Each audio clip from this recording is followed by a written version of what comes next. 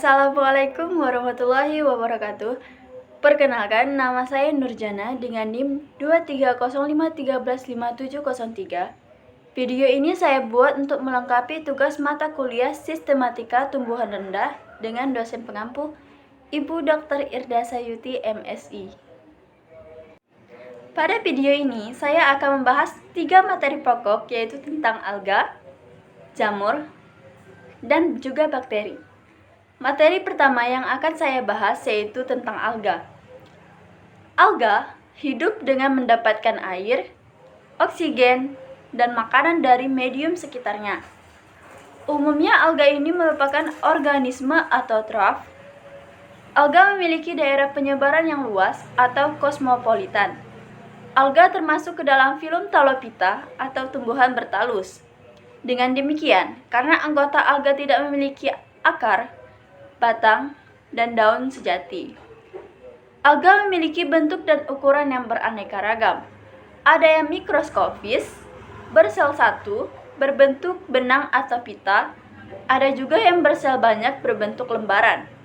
Alga ini banyak ditemukan di air tawar. Pigmen yang paling banyak dikandungnya adalah klorofil, sehingga talus alga berwarna hijau. Pigmen ini tergantung dalam plastida yang disebut kloroplas.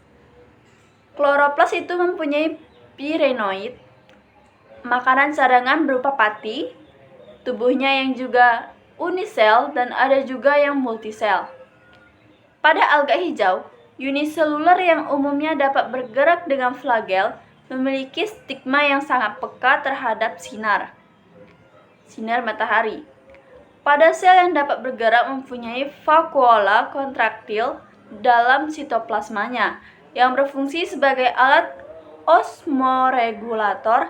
Intinya memiliki dinding sel atau eukariotik. Alga ini bersifat autotrof dan ada juga yang bersimbiosis dengan organisme lain seperti jamur. Reproduksi alga hijau dilakukan dengan cara aseksual atau pembentukan zoospora dan aplonospora atau spora tidak berflagel, dan seksual atau konjugasi. Hasil dari konjugasi itu disebut zigospora.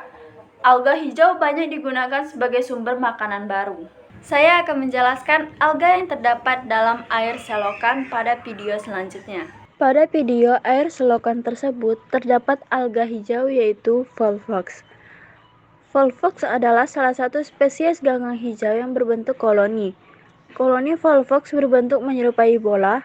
Pada sel-sel vegetatif bagian tepi berflagel 2, koloni sel tersebut dihubungkan satu dengan yang lain melalui benang-benang sitoplasma. Volvox hidup di air tawar, misalnya di sawah atau di kolam, dan juga air selokan. Volvox perkembangbiakannya terbagi menjadi 2, yaitu perkembangbiakan vegetatif dan perkembangbiakan generatif. Perkembangbiakan vegetatif dengan menggunakan sel-sel vegetatif yang ukurannya lebih besar dari sel vegetatif lainnya yang terdapat di dalam koloni. Perkembangbiakan generatif Volvox secara oogomi sebagai berikut. Di dalam koloni terdapat sel vegetatif yang lebih besar dari sel vegetatif yang lain. Materi yang kedua yaitu saya akan membahas tentang jamur. Jamur adalah makhluk hidup eukariota bersel satu atau multiseluler yang bersifat heterotrof dengan cara menyerap zat organik dari lingkungannya. Jamur yang bersifat parasit obligat, parasit fakultatif, dan saprofit. Jamur dapat pula melakukan simbiosis mutualisme seperti pada bintil akar tanaman kacang-kacangan atau lumut kerak. Jamur dapat bereproduksi secara seksual melalui kontak gametenium dan konjugasia atau secara seksual dengan pembentukan spora. Jamur digolongkan menjadi 3 divisi. Yang pertama yaitu Gymnomycotina, yang kedua Mastigomycotina, dan yang ketiga Amastigomycotina. Jamur yang belum diketahui reproduksi seksualnya dikelompokkan ke dalam kelas Deuteromycetes. Pada video selanjutnya, saya akan menjelaskan tentang jamur yang sudah saya amati bersama teman-teman saya. Pada video ini, terdapat jenis jamur Ganoderma aplanatum. Ganoderma sp merupakan salah satu jenis jamur dari suku Ganodermataceae, bangsa Aphylophorales, dan kelas Basidiomycetes yang sangat tersebar luas. Jamur ini hidup di tanah, memiliki sifat parasitik dan saprofitik yang menarik karena dua peran yang saling bertentangan, yaitu efek berbahaya dan bermanfaat. Rutin mengkonsumsi jamur Ganoderma dipercaya dapat meningkatkan HDL dan mengurangi trigliserida yang sering dikenal sebagai kolesterol jahat. Antioksidan yang terdapat pada jamur ini juga bermanfaat untuk mengurangi resiko penyempitan pembuluh darah dan menjaga sel pelapis pembuluh darah agar tidak rusak. Materi yang terakhir yaitu saya akan membahas tentang bakteri. Bakteri adalah organisme uniseluler yang hidup berkoloni. Di dalam biakan pada medium buatan, koloni bakteri memperlihatkan bermacam-macam bentuk dan warna. Karena ukurannya sangat kecil, maka bakteri hanya dapat dilihat dengan menggunakan mikroskop. Ukuran bakteri dinyatakan dalam satuan mikron atau mikrometer. Panjang sel bakteri berkisar antara 0,5 sampai 3,0 mikron dengan diameter 0,1 sampai 0,2 mikron. Dalam keadaan hidup, sel bakteri cenderung tidak berwarna sehingga dapat mengamatinya perlu membuat preparat yang diwarnai. Di antaranya dengan pewarnaan gram. Bakteri gram positif terlihat berwarna ungu atau violet. Sedangkan bakteri gram negatif berwarna merah muda. Preparat dipelajari di bawah mikroskop dengan pembesaran 1000 kali menggunakan minyak imersi. Contoh bakteri yaitu ada Monococcus gonorrhoeae, Diplococcus pneumonia, dan Vibrio coma. Bentuk bakteri sangat bervariasi.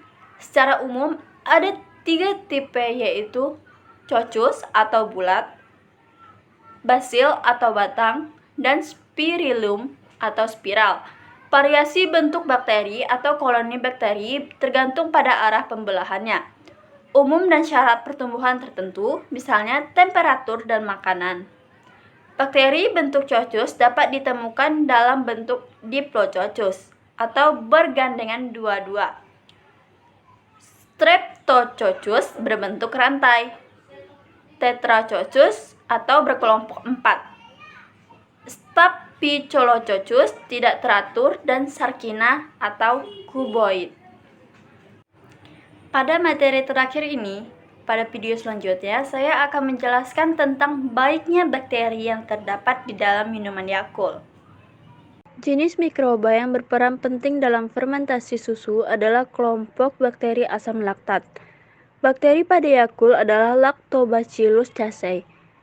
Pada yogurt adalah L. Bocarius dan Streptococcus thermophilus.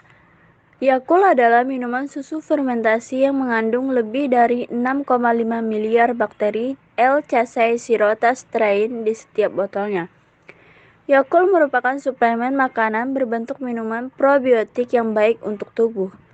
Yakult memiliki berbagai manfaat karena mengandung bakteri baik Lactobacillus casei shirota strain, yaitu bakteri yang baik yang hidup secara alami dalam usus manusia.